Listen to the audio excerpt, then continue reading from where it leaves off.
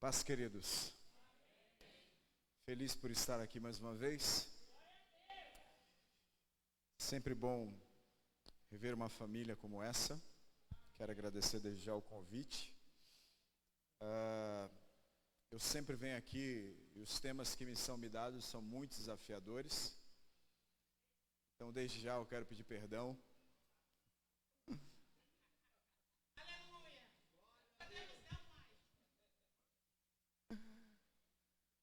Sentados mesmos, vamos fazer uma palavra de oração. Pai, que a Tua graça continue fluindo em nosso meio. Que Teu coração se revele a nós nesse momento, Pai. Essa igreja tem estado dentro desse propósito. Busca por Ti, ó Senhor, anseia por Ti. Eu creio que Tu tem falado por esses dias. Estamos aqui porque Tu preparou esse tempo. E que o Teu Espírito possa nos conduzir em verdade, em graça, em amor, em compaixão, Senhor. Em nome de Jesus. Amém.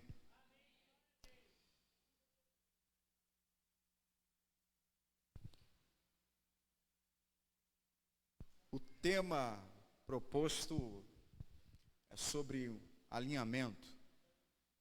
Corações alinhados com o céu. Amém? Muito interessante esse tema e eu quero fazer uso do versículo base que me foi passado. Está em Colossenses.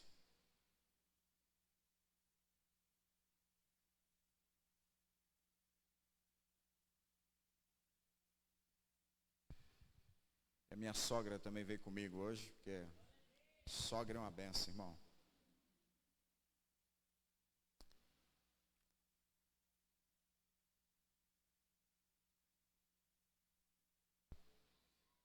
Capítulo 3. Obrigado, meu querido.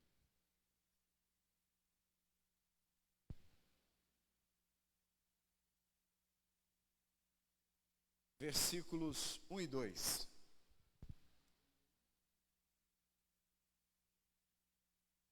Portanto, se já ressuscitastes com Cristo, buscai as coisas que são de cima, onde Cristo está assentado à destra de Deus.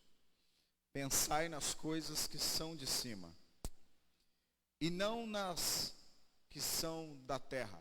Amém? Ainda Colossenses capítulo 1.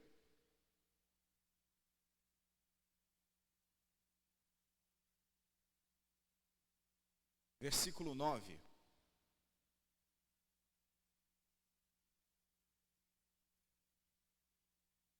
Por esta razão, nós também, desde o dia em que o ouvimos, não cessamos de orar por vós e de pedir que sejais cheios do conhecimento da sua vontade, em toda sabedoria e inteligência espiritual, para que possais andar dignamente diante do Senhor, agradando-lhe em tudo, frutificando em toda boa obra e crescendo no conhecimento de Deus. O versículo por si só é extraordinário.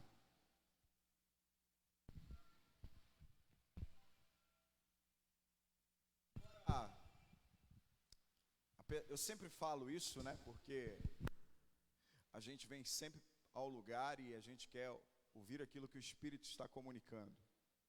Então, eu quero, pela misericórdia de Deus, me deixar fluir aqui dentro daquilo que o Pai quer falar com vocês. Como eu já vim aqui outras vezes, eu estou muito à vontade, né? Para fazer isso neste momento. Bom, preciso deixar claro, e talvez você saiba ou talvez não saiba, mas eu preciso contextualizar um pouco o que está acontecendo na igreja de Colossos, ou Colossos. Paulo, quando ele vai trazer essa palavra a respeito das coisas dos céus, e ele faz essa diferenciação, e convida a igreja a se nutrir daquilo que é celestial, existe um propósito dentro do ambiente que essa igreja está enfrentando. De fato, eles tinham influências judaizantes no meio deles, porque a gente vai ver no capítulo de número 2, Paulo falar a respeito de festas e de rituais. A gente também vê no capítulo 2, Paulo falando a respeito de adoração a anjos, ou culto a anjos. Fala um pouco do gnosticismo. A gente também vai ver Paulo falando no capítulo 2 a respeito de filosofias humanas. Então Paulo, ele entende muito bem o contexto dessa igreja, e ele está tentando adverti-la. É como se Paulo dissesse: não importa o que está acontecendo do lado de fora, não importa quem está se infiltrando, não importa o que estão propondo, vocês ressuscitaram com Cristo. Paulo está dizendo: vocês estão em outro ambiente. Você precisa entender uma coisa: talvez você esteja atravessando tormentas na tua vida, dificuldades na tua vida. Se você entender que o teu ambiente espiritual fala muito mais do que o teu geográfico,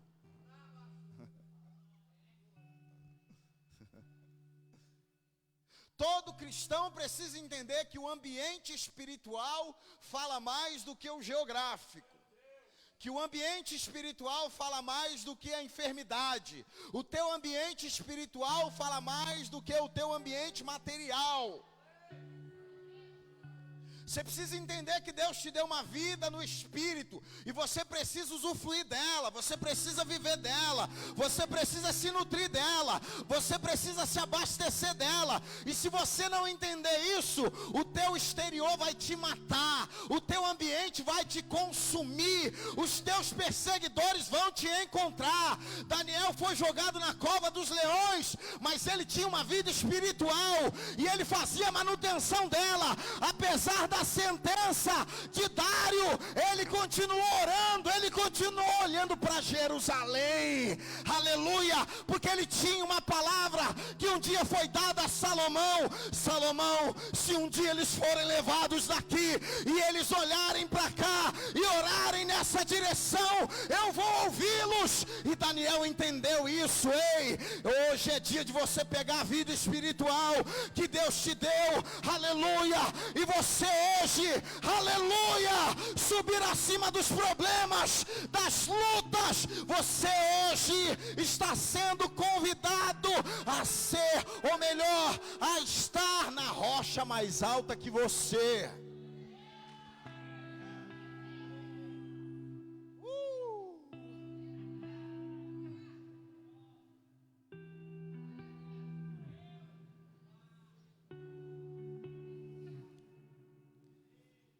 Está empolgado? Está preparado? Se não tiver, vai para a sala das crianças ouvir sobre Noé.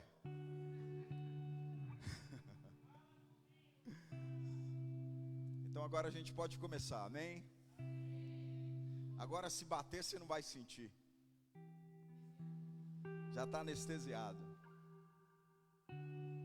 É muito séria essa coisa de pensamento.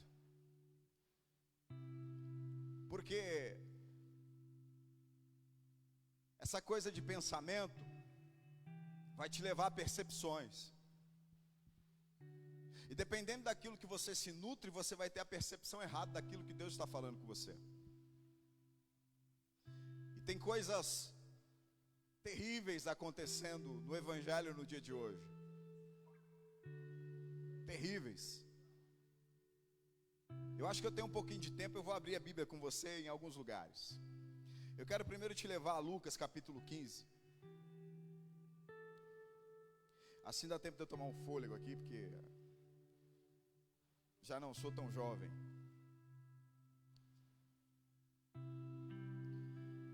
Lucas capítulo 15 vai nos trazer uma história bem conhecida.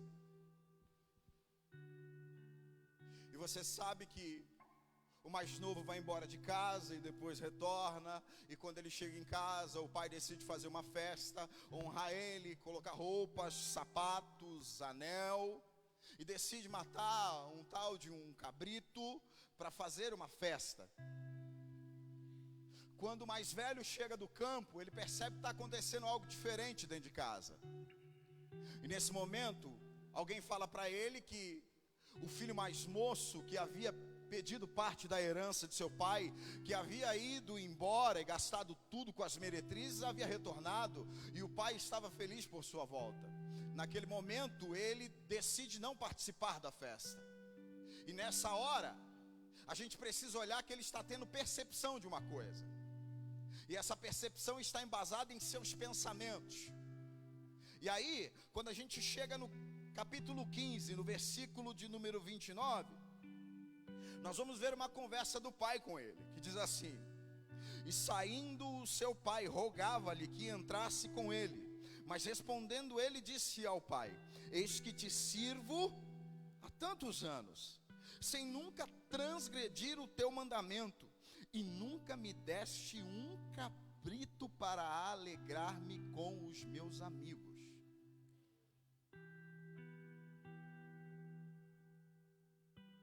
Olha a percepção dele. Esse teu filho gastou tudo com as meretrizes e agora você o recebe. Olha a percepção do pai. Ele estava morto, ressurgiu. Agora, se a tua percepção estiver errada, olha o risco que você corre. Pergunta: o mais velho morava onde? Morava onde? Na casa do? Estava onde? Constantemente na casa do? Comia aonde? À mesa de quem? Então ele morava com o pai, comia à mesa do pai, executava os trabalhos do pai. Executava os trabalhos do pai. Obedecia regras, tanto regras do serviço, quanto as regras de casa. Preste atenção, esse menino está morando com o pai, está se assentando à mesa e comendo com o pai, está fazendo, executando o trabalho do pai. Ele obedece às regras de casa, obedece às regras do serviço. Ele está o tempo todo nesse ambiente, e parece lindo isso. Gente que vem na casa do pai, gente que se assenta à mesa para cear, gente que está servindo, gente que está obedecendo. Parece o padrão de cristianismo perfeito. Gente que se envolve, vem gente que vem de dia, gente que vem de noite. Vou falar, já era, estancou o sangue. Gente que está o tempo inteiro em contato com as coisas do pai e com o pai. Só que tem um problema aqui nesse menino. Parece lindo, parece perfeito. Talvez o sonho de todo pastor é aquele que está na igreja constantemente, é aquele que está servindo, é aquele que obedece. Mas não se engane. Qual é o problema dele com o pai? O coração do pai está alegre, mas o coração dele não consegue se alegrar com aquilo que o coração do pai se alegra. Você pode estar aqui, cara, você pode se assentar à mesa, você pode executar trabalhos, você pode ser obediente, mas se o seu coração não se alegrar com aquilo que o coração do pai se alegra, você está fora da festa, irmão. Arabassurie,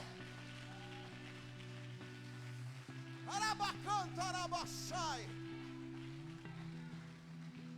Está fora da festa, porque a gente acostumou nesse tempo a demonstrar as nossas performances, A gente está muito mais preocupado em ter uma boa performance no altar, em ter uma boa performance entre as pessoas, e a gente se esquece que Deus é o Deus do invisível. As pessoas, elas vão te aprovar ou te desaprovar por aquilo que elas veem, por aquilo que está diante dos olhos dela. Deus não.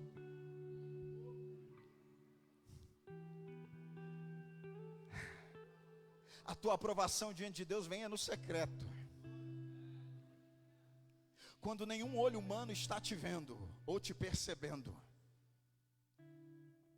Por isso eu não fico preocupado, irmãos, se estou sendo visto, se estou sendo notado, se estou sendo percebido. Porque nós temos que ter entendimento que os nossos movimentos têm que estar embasados naquilo que Deus está pensando, aquilo que Deus está vendo, aquilo que Deus está percebendo.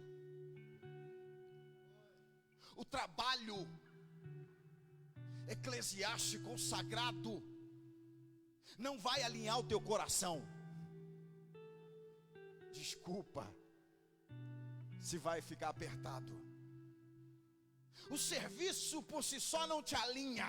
Estar aqui dentro não te alinha. Tomar santa ceia não te alinha. Ah, mas eu sou obediente. Mas qual é a razão da tua obediência? Você tem medo de ir para o inferno? Você dizima porque tem medo do devorador? Você vem à igreja porque você tem medo de perder o seu cargo? O que está por trás da tua obediência? Ou você está obedecendo porque você está na expectativa do que um dia o Pai vai olhar para você e vai te dar um cordeiro, um cabrito para você festejar com os teus amigos? Sentimento medíocre desse menino, porque ele não tinha prazer em festejar com os de casa. Ele até servia ao pai, mas não tinha prazer em festejar com o pai e com o irmão. Tinha muito mais prazer em festejar com os de fora. É claro que os de dentro são chatos. Senão Paulo não iria dizer: suportai-vos uns aos outros. Paulo não está dizendo a ímpios. É claro que os de dentro às vezes torram a nossa paciência, porque o cara só sabe falar da mesma coisa o tempo todo, a hora toda, e você não aguenta mais escutar ele. Mas sabe por quê você tem essa percepção dele? Porque você passa muito mais tempo com ele.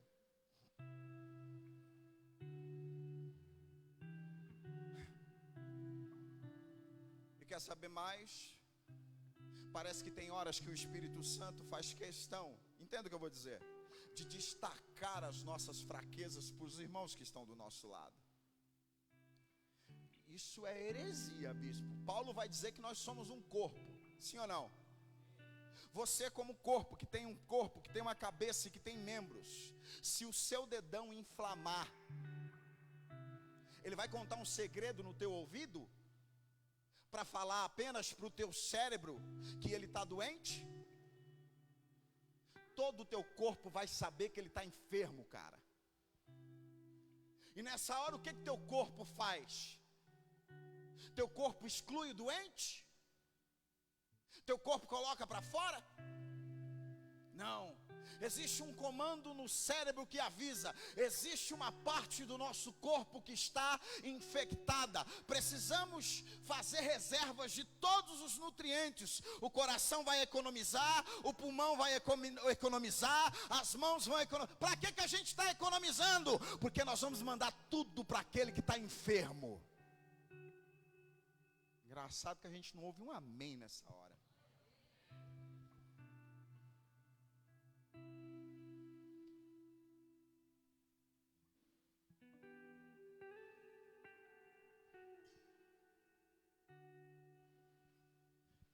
Tem coisas que a gente está fazendo e a gente pensa que estamos agradando a Deus. Vou te falar outra coisa terrível que nem está no meu roteiro. Vou.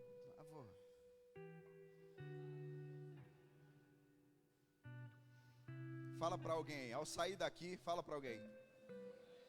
Me ajuda a chegar em casa, porque eu vou perder o rumo.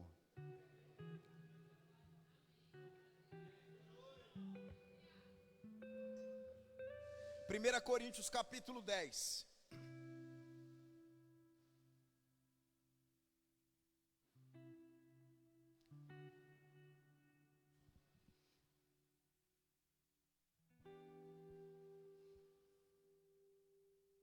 Tomara que eu consiga chegar na parte boa, né? Senão a gente só vai apanhar. 1 Coríntios capítulo 10, versículo 1 diz assim: ora, irmãos, não quero que ignoreis que nossos pais estiveram todos, diga todos, debaixo da nuvem, e todos, diga todos, passaram pelo mar. E todos foram batizados em Moisés na nuvem e no mar. E todos comeram de uma mesma comida espiritual. E beberam todos de uma mesma bebida espiritual, porque bebiam da pedra espiritual que os seguia. E a pedra era Cristo. Versículo 5. Mas Deus...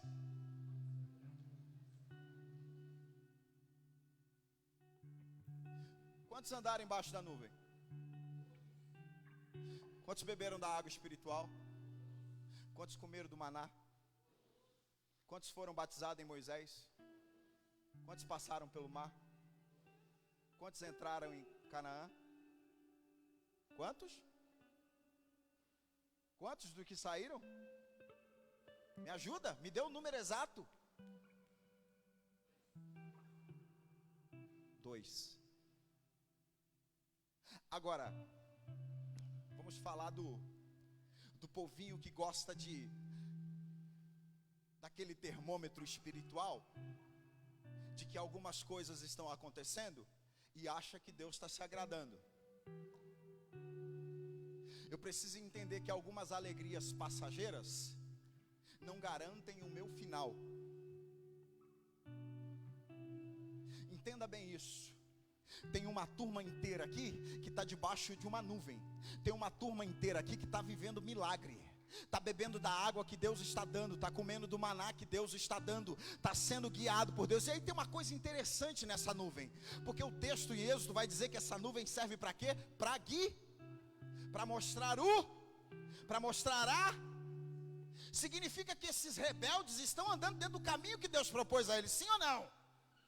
Fala com vontade, sim ou não?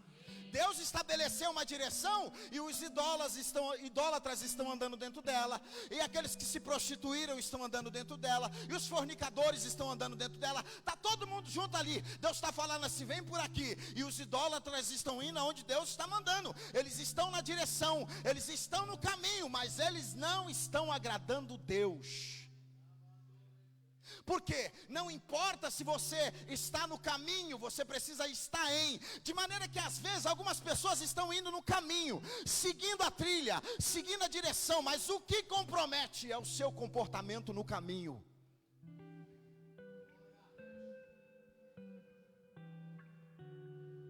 Você pode estar indo na direção certa, cara. Você pode estar no meio da multidão, mas Deus está olhando para o seu comportamento enquanto você anda nesse caminho.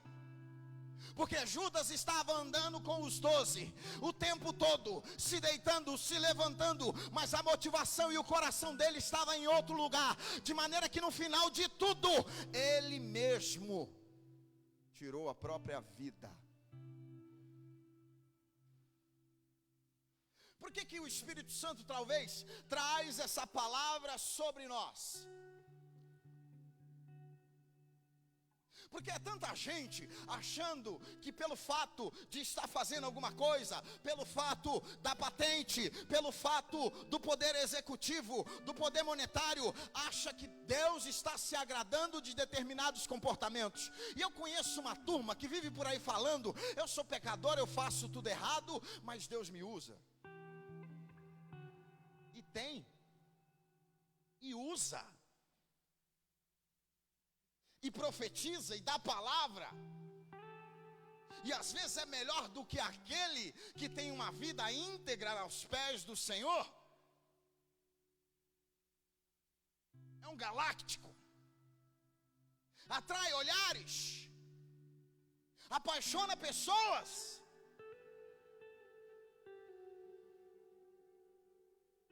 Só que uma palavra que me assusta muito é quando Jesus, no seu sermão profético do Apocalipse, ele vai dizer: olha só, naquele dia muitos chegarão até mim e eles vão dizer, olha, no seu nome, no seu quê? Me permita fazer uma coisa aqui, Jesus é o caminho, sim ou não?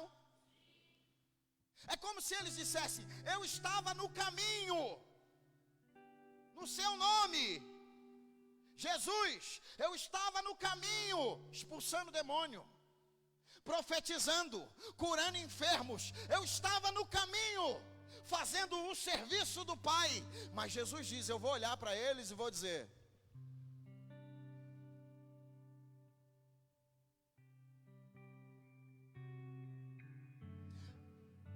é como se Jesus dissesse, o fato de você profetizar não significa que você me conhece. O fato de você expulsar demônios, e parece que essa coisa é meio utópica na nossa cabeça, é Jesus dizendo, o fato de você expulsar demônio não significa que você me conhece. O fato de você curar enfermos não significa que você me conhece. Por isso, nesse tempo, não se engane com os falsos profetas ou falsos mestres que ficam por aí levantando as mãos e curam e fazem um monte de coisas, aquilo outro, aquela coisa toda, e de repente você, não é de Deus, não é de Deus, é aquele, não é aquele. Não se engane, porque Jesus não se engana. Não zombe de Deus. Não brinque com Deus. Eu preciso falar uma palavra aqui, que eu já estou doido já mesmo, então eu vou falar. Ainda bem que quem me convidou foi o Ivan, o apóstolo, então...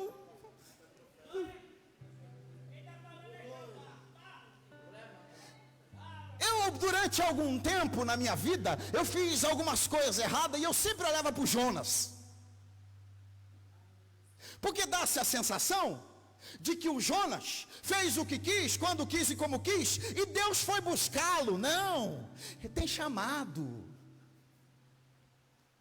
Eu não quero que você concorde comigo, mas eu quero que você deixe o Espírito Santo ministrar na tua alma. Parece que o Jonas fez o que quis, e depois Deus foi lá buscá-lo. E quantas vezes eu não me apoiei nisso? Eu tenho um chamado, não importa, Deus vai cumprir o chamado. Quantas vezes eu não preguei isso? Até que um dia eu estava lendo 2 Samuel, não vou me lembrar agora, e diz que o povo de Israel teve uma grande vitória, 2 Reis, porque o profeta Jonas havia profetizado que isso iria acontecer. O mesmo que foi para o estômago do peixe, baleia, seja lá o que você quiser. E isso mudou a minha percepção, porque eu estava naquele momento pensando, de Deus não se zomba. E aí minha mente abriu, porque o Jonas, quando foi para ser usado em casa, dentro da comodidade dele, ele deixou o Espírito Santo fluir dentro dele, e aí ele profetizou, e aí o povo de Israel venceu, e aquele povo do jeito que era festeiro, deve ter aplaudido o profeta, deve ter honrado o profeta, mas um dia Deus se levantou e falou, você vai entrar na terra dos ninivitas, sabe aqueles que entram aqui em Israel, e matam, e fazem tudo, e roubam tudo, você vai lá profetizar, assim como você profetizou dentro da tua casa, e eu vou fazer um milagre lá. Nesse momento o coração de Jonas fechou, trancou, Ele não queria aquela missão. A primeira missão era boa, entre os patrícios, entre os conhecidos, entre aqueles que conheciam ele. Aquela primeira missão era confortável. Pode vir, Espírito, eu estou fazendo aquilo que eu quero, eu estou sendo usado da maneira que eu quero. Pode me usar, Espírito Santo, porque eu estou num ambiente que eu gosto, que eu quero, e aqui eu vou fazer mesmo, porque eu conheço todo mundo. Mas de repente o Espírito Santo virou a chave. Agora você vai ser usado não onde você quer, onde eu quero. Um dia Deus falou isso para mim. Eu estava tomando banho e ele falou: filho, preste atenção, eu vou te levar não aonde você precisa, eu vou levar aonde eu preciso que você vá. Porque às vezes a gente quer fazer aquilo que precisamos. Agora preste atenção, Jonas foge, e a Bíblia vai dizer: de Deus não se zomba. É como se Deus olhasse para ele e dissesse assim: vem cá. Da primeira vez eu te dei meu espírito, e você bailou, fez o que quis, porque te agradava. Agora que eu estou te dando uma ordem para você fazer o que não te agrada, você vai fugir? Não vai não, cara. Volta aqui, porque o poder é meu, e você vai usar o poder como eu quero. Se você usou da primeira vez, da maneira que você queria, agora você vai usar como eu quero. Se você usou a primeira vez dentro da tua casa, agora eu vou te levar aonde você não quer ir. Então não vem com esse negócio não, que eu estou vivendo a vida errada e Deus vai me atrair. Porque Jonas, eu creio, não estava passando por isso. Ele estava zombando do poder e da soberania de Deus. Foi por isso que Deus buscou ele e trouxe ele de volta. E nem isso mudou o contentamento dentro do coração dele.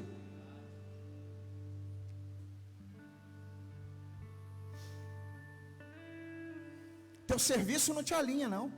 Eu vou chegar lá, vai dar tempo. Ai, eu estou na casa do Pai. Meu prazer é estar na casa do Pai.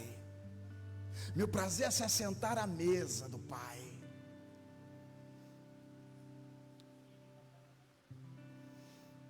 Eu tenho visto tanta gente por aí. A gente termina as ministrações, se assenta à mesa com tanta gente. É tanta gente falando um monte de coisa, preocupado com um monte de coisa, que não está relacionado à vontade de Deus. É tanta gente buscando tanta coisa. Êxodo capítulo 32. Moisés sobe, demora para voltar. O povo procura Arão e diz a ele: prepare deuses que vão adiante de nós. O que Arão faz?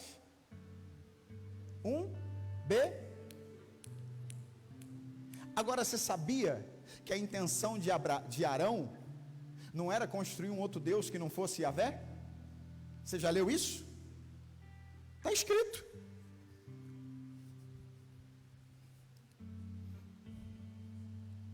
Êxodo capítulo 32.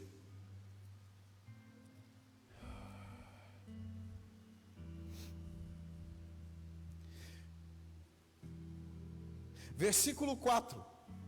E ele os tomou das suas mãos e trabalhou o ouro com um buril e fez dele um bezerro de fundição. Então disse: este é teu Deus, ó Israel, que te tirou da terra do Egito. Versículo 5. E Arão, vendo isto, edificou um altar diante dele, apregoou Arão e disse: amanhã será festa ao Senhor Yahvé. Sabe o que Arão está fazendo? Falaram para ele: mostra-nos esse Deus. Sabe qual foi o Deus que ele criou na cabeça dele? Deus é um bezerro. Traz ouro para cá. Vamos fazer. Sabe qual é o problema nessa hora? A minha falta de alinhamento com o céu vai fazer com que eu construa o Deus que eu idealizei dentro de mim.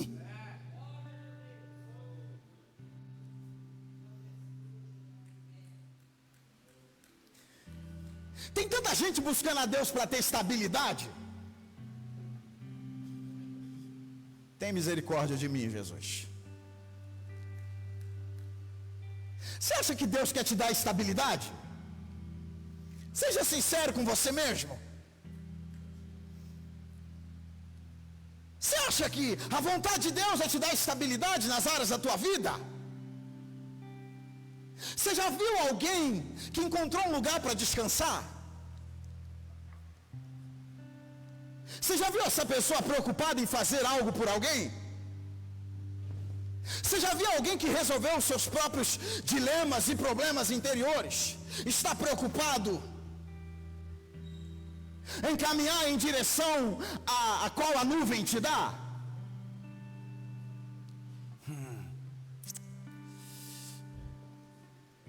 Eu vejo Jacó fugindo de casa, e esse texto me assombra.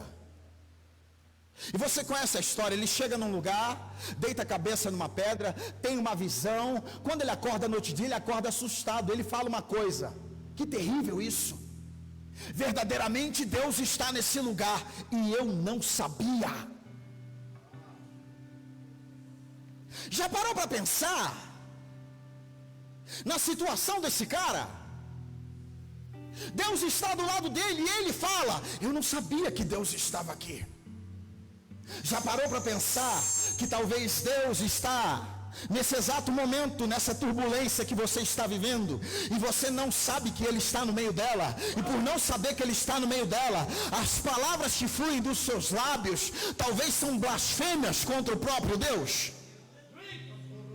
Já parou para pensar que o fato de você ter a percepção errada de Deus não faz com que você tenha tranquilidade naquilo que você está vivendo hoje? Já olhou Jesus em Marcos capítulo 4, quando a tempestade vem sobre o barco, e o texto vai dizer que os discípulos estão apavorados, e Jesus está dormindo, talvez porque Jesus tinha uma percepção muito clara do chamado dele, de quem tinha escolhido ele, para onde ele estava indo, e qual era o propósito de Deus na vida dele. Talvez por isso ele conseguiu deitar a cabeça no travesseiro e descansar, enquanto os discípulos gritavam: nós vamos morrer, nós vamos morrer.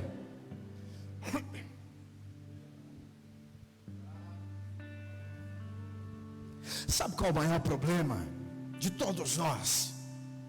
É a nossa falta de maturidade e de entendimento. A gente se relaciona com Deus feito crianças, feito bebês. O meu irmão me feriu. Em casa eu tenho uma menina de 3 anos. O menino não pode fazer nada, que o circo pega fogo. Já leu 1 Coríntios capítulo 13? Paulo está falando do que? O tempo todo, amor. E esse amor não é um amor apenas na horizontal. Porque Paulo, em determinado momento, ele vai dizer assim: olha, você pode pegar os teus bens e distribuir, dar para todo mundo, mas se você não tiver amor, isso não te vale nada. Você pode entregar a vida por alguém. Quem entrega a vida por alguém tem sentimento por alguém que está sendo entregado. Essa relação, penso eu, Paulo está falando do amor que você tem a Deus, a maneira com que você se relaciona a Deus. E Paulo vai seguindo e vai fluindo e vai falando e vai falando. Em certo momento parece que Paulo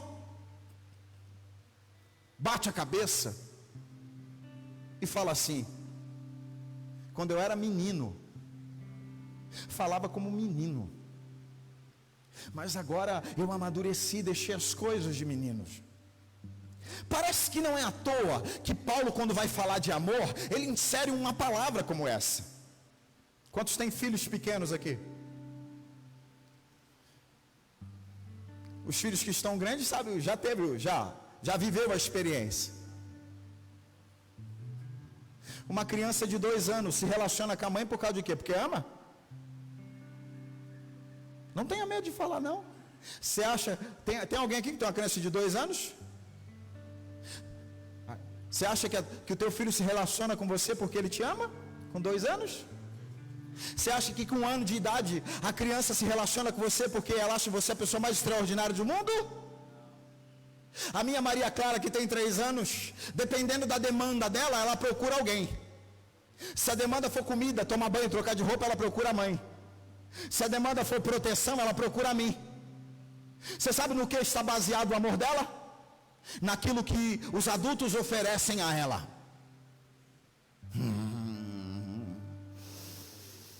Por que será que Paulo está falando de amor? Em determinado momento ele fala assim: eu era criança e eu me comportava feito uma criança.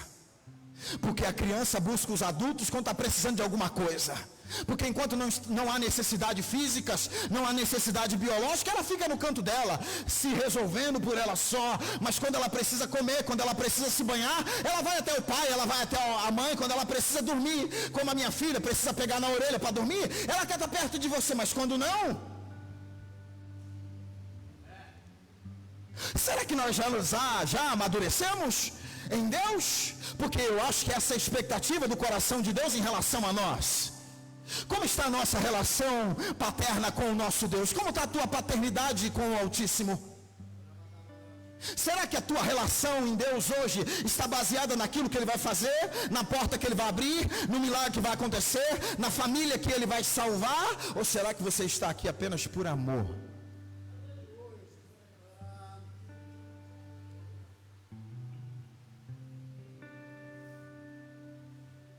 Paulo ainda no capítulo 13 vai dizer: havendo profecias, cessarão.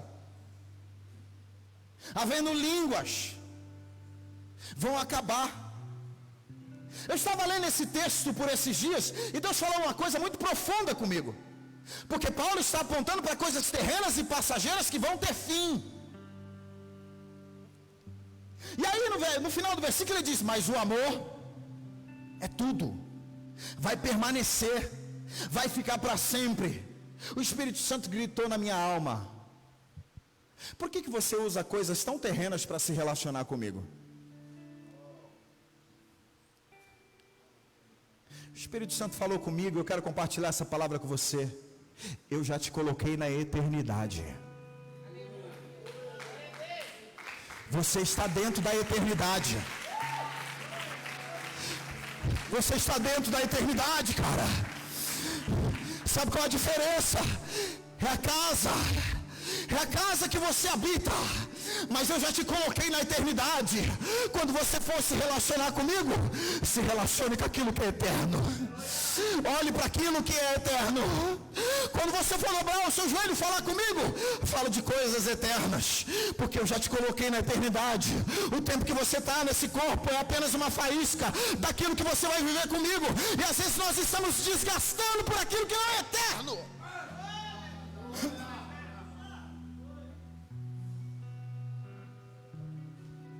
Você pode dar um aplauso a Jesus?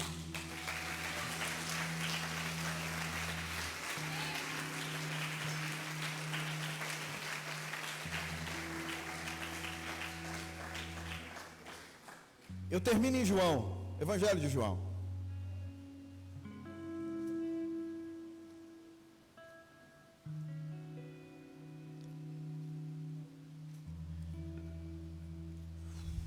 Capítulo 2. Ou melhor, capítulo 3.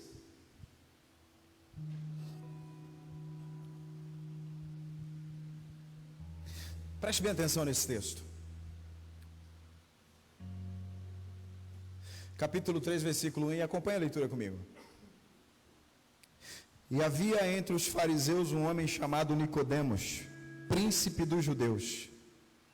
Este foi ter de noite com Jesus e disse-lhe: Rabi, bem sabemos, olha a prepotência dele, que és mestre, vindo de Deus, porque ninguém pode fazer estes sinais que tu fazes, se Deus não for com ele. Olha que ele mudou o pronome. Talvez, dentro do raciocínio que ele está falando, o termo certo é contigo. Mas ele trocou a pessoa. Agora, Nicodemos está falando de coisas que ele viu, sim ou não? Da percepção que ele tem de reino.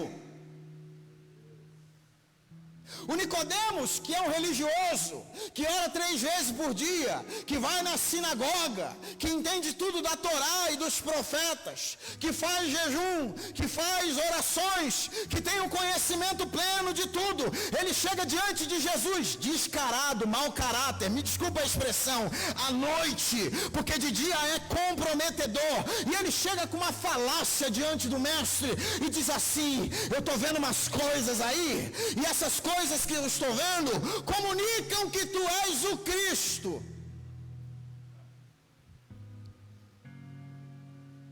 Parece que Jesus mete o louco.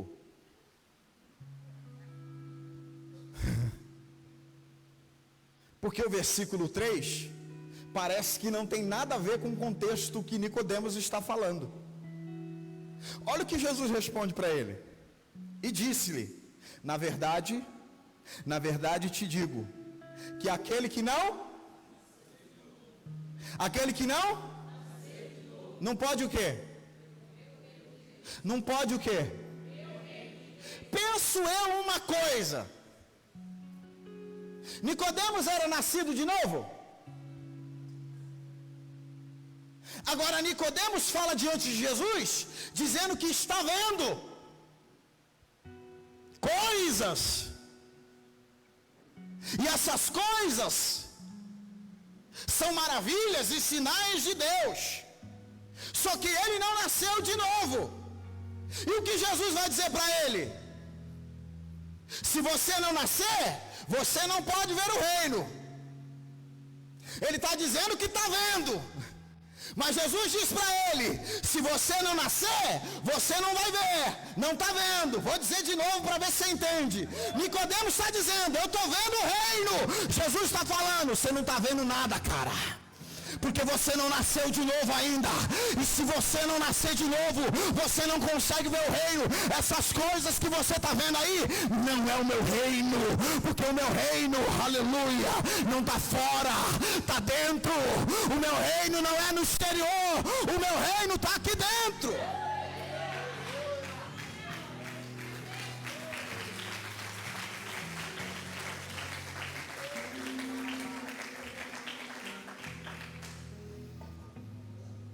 Por que você está dizendo isso, bispo? Porque um coração alinhado com o céu tem que um dia ter passado pela cruz e tem que ter morrido e tem que ter aberto mão de razões, de conceitos. Paulo está indo para Damasco, cheio de razões.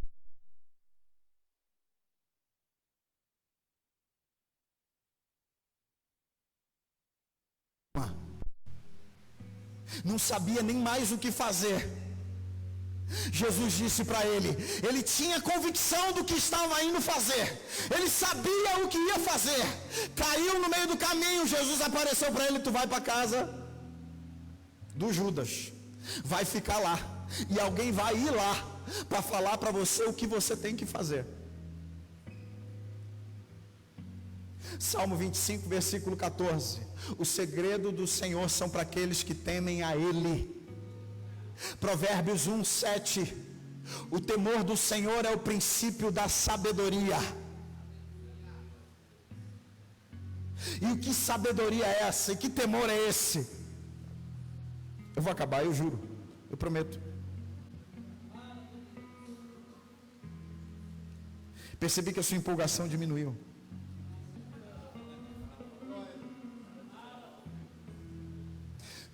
Termino aqui, vou fechar tudo. Porque tem gente que fala que teme a Deus.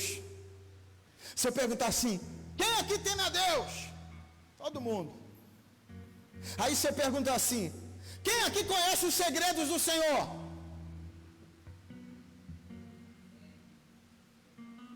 Se você teme a Deus e não tem segredo nenhum dele, alguma coisa está errada. Ou é a Bíblia, ou é o seu temor que não se alinhou. Porque quem teme recebe alinhamento. Mas que temor é esse? Provérbios capítulo 8. Obrigado, querido.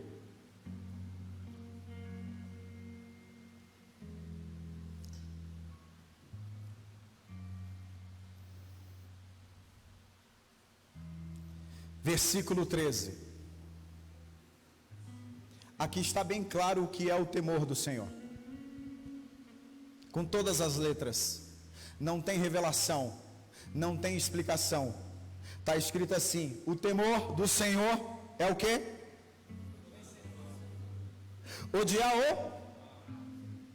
Odiar o mal, odiar a soberba, odiar a arrogância e o mau caminho e a boca perversa.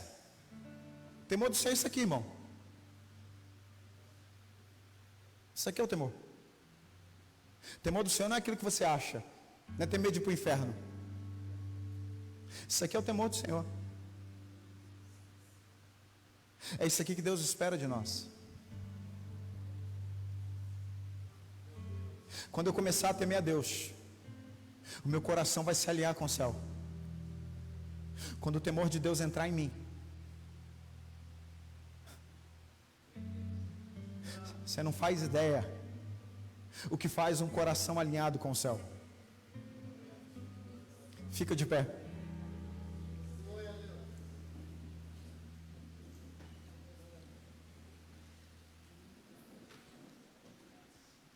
Você não faz ideia o que faz um coração alinhado com o céu.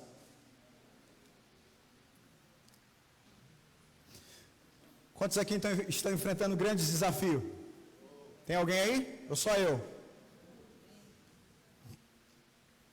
Quantos de nós aqui não ficamos cansados? Eles são livres. E eles querem transformar o ambiente naquilo que eles são. Vem um terremoto. As portas começam a se abrir. As correntes começam a se quebrar. Porque quando eu recebo o alinhamento do céu, e eu carrego o céu dentro da minha alma, os ambientes que eu entro começam a se transformar naquilo que eu sou. Tarabassurie. Aleluia. Jesus te trouxe hoje aqui para falar isso para você. Teu ambiente está te consumindo, está te destruindo, mas Ele se trouxe aqui para falar isso para você. Aleluia. Paulo e Silas estão cantando. Eles são luz, eles são luz, e lá está escuro. De repente o carcereiro se levanta e uma luz acende naquele lugar. Meu Deus!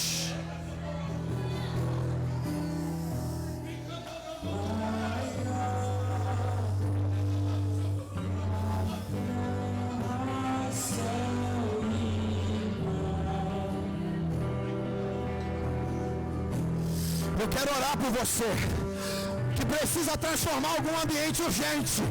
Com urgência, o ambiente está te matando, está te consumindo, está te destruindo, a ponto de você pensar: não, Deus não é comigo, Deus não está comigo, Ele me esqueceu. Sai do teu lugar. Eu quero fazer essa oração profética com você, porque você vai sair daqui nessa noite entendendo que esse ambiente vai ser transformado por causa daquilo que Deus está derramando na tua vida. Cadê vocês? Cadê vocês? Cadê vocês? Aleluia! Esse ambiente não vai te destruir. Não!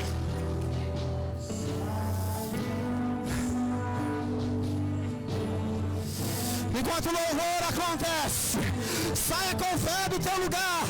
Aleluia! Fique na liberdade para ficar sobre os teus pés, para dobrar o teu joelho. Existe uma glória de Deus sobre a nossa vida.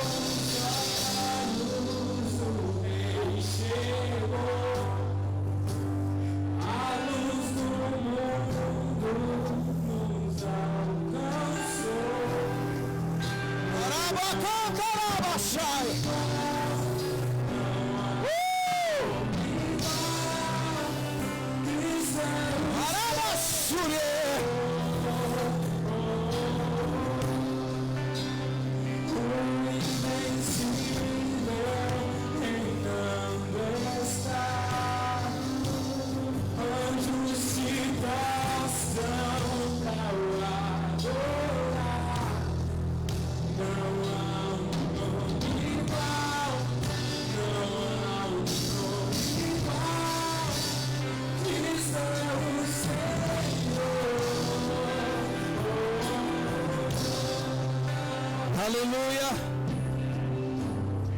Os pastores aqui que podem ajudar e podem orar para essas pessoas.